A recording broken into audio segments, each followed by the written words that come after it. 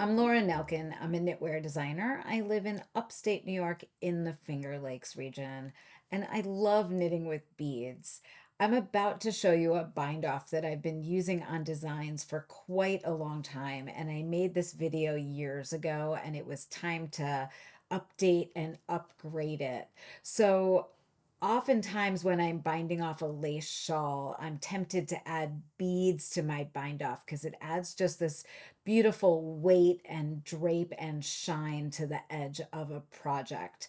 I am going to show you how to do an elastic lace bind off with beads that are placed on stitches with a crochet hook. So let's jump right in and I'll show you how to do that on my needles.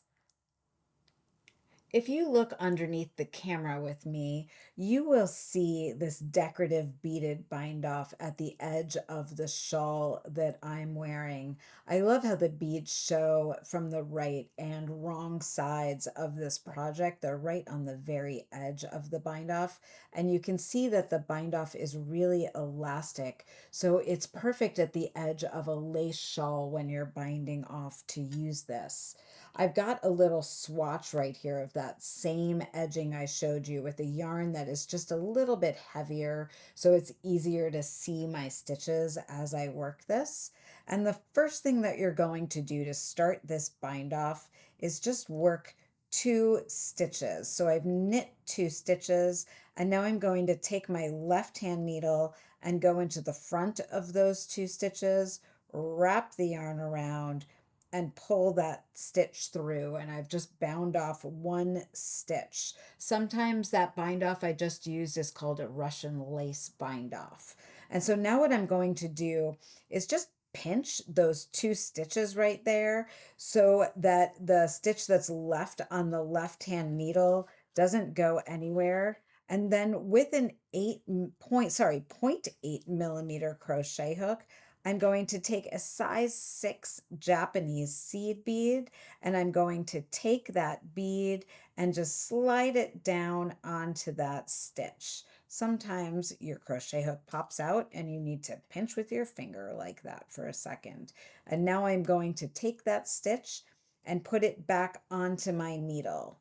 Now I never end up working with a bead on every stitch, but for this pattern, I'm going to bind off 2 stitches without any beads on them. So I'm going to knit one and then work them together, and then I'm going to knit one more and work those 2 stitches together. And now what I'm going to do is I kind of have 2 choices here actually. If I place a bead on this stitch right here, then you'll see that I have a bead happening on every other beaded stitch, and that's one choice.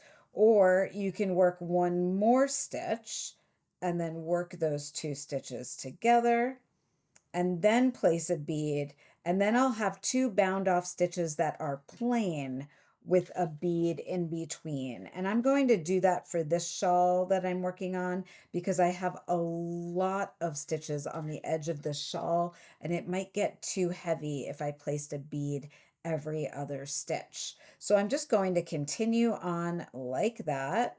And now I'm going to work those 2 stitches together. And I want to do this for a little bit more so you can really see how it develops. Sorry, working those 2 stitches together, wrapping the yarn around, pulling it through, knitting one, going into the front of those stitches, wrapping the yarn and pulling it through, and then one more. So I've got 2 plain stitches in between, and now I'm going to pinch underneath like that. I'm going to go grab a bead. I'm going to take that bead. I'm kind of pulling up on that stitch, sliding the bead down onto the stitch, and then putting that needle back in, knitting another stitch, working those 2 stitches together, and continuing across like that until you have bound off all the stitches on the bottom of your shawl. I'm just going to work one more stitch, and then I'm going to show you what that looks like. So easy, right? Just look at that. I've got beads right on the edge of the shawl. They're showing from the right side and wrong side. That is a very elastic bind off, so it's going to block out beautifully. You could do this on any lace edging that you want. I'd love if you have any questions, feel free to ask them below in the comments. If you want to subscribe to my channel, I'll be making more videos with different techniques for working with beads and other things that I play with as I design. I'll give you a link to my newsletter below and a few other assets for like patterns that use this technique in case you want to play with them in one of my designs. Thank you so much for watching, and happy knitting.